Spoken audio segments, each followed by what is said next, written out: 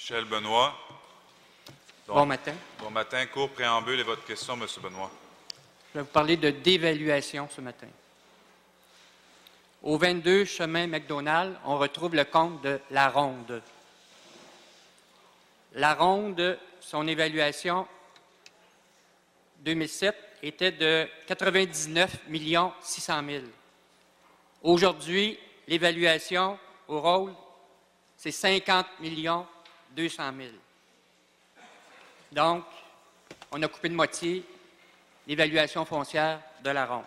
Qu'est-ce que ça veut dire en taxes? 2007, La Ronde a payé 3 766 608. Je répète, 3 766 608. Cette année,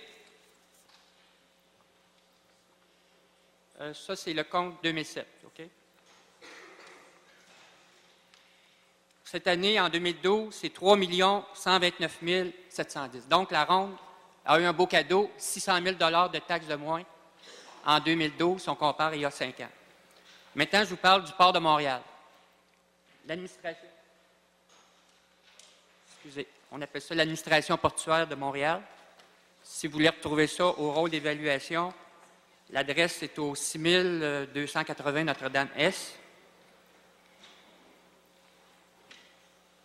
Le port était évalué en 2007 à 50 200 000. Là, maintenant, c'est 23 456 000. Donc, on a coupé la valeur en deux. Qu'est-ce que ça donne? Qu'est-ce que ça donne en taxes? La question, M. Benoît. J'arrive. Mais comment peut-on expliquer? M. Benoît, ce n'est pas un monologue. Il y a plusieurs citoyens d'inscrits. Allez-y avec votre question. Ma patience est très courte avec vous, surtout depuis hier. Allez-y avec votre question. Allez-y avec votre question. De Montréal paye 1 100 000 de moins. Si je compare 2007, c'était 1 642 757. Et là, cette année, le port de Montréal va payer 518 934. Comment on peut expliquer de tels écarts? Merci. Tandis que les petits propriétaires, eux autres, ils ont eu des augmentations de... Merci. Merci. Monsieur le maire. maire. M. Benoît, vous pourriez ajouter à votre liste le Canadien de Montréal. Allez voir le Centre Bell. Alors, oui, ça s'en vient, évidemment. Alors, il y a un processus judiciaire qui permet à des entreprises, à des propriétaires immobiliers, que si jamais ils considèrent que leur évaluation ne reflète pas la juste valeur marchande, il y a un processus à ce moment-là de contestation qui est légitime.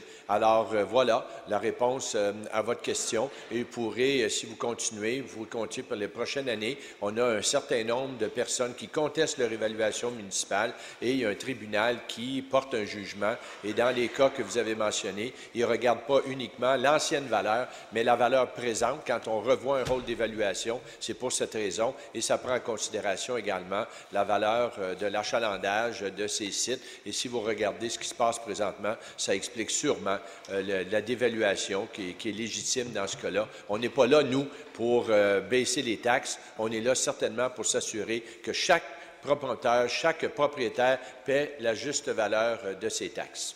Merci. Question complémentaire? Oui, j'avais indiqué que c'était au sujet de Bixi. Il y a eu une entente entre Roger Plamondon, André Lavallée et Mme Alison Cohen pour donner l'exclusivité du marché américain Bixi à Mme Cohen. Là, on essaie de vendre les activités internationales de Bixi. Comment on peut concilier qu'on a donné l'exclusivité du marché américain à Mme Cohen, puis que Serco ou une autre organisation voudrait vendre des Bixi aux États-Unis? Comment on peut concilier? D'accord, la question est posée. Deux réalités. Merci. Monsieur le maire. Oui, alors on est en train de concilier les deux réalités. Merci. Merci, M. Benoît.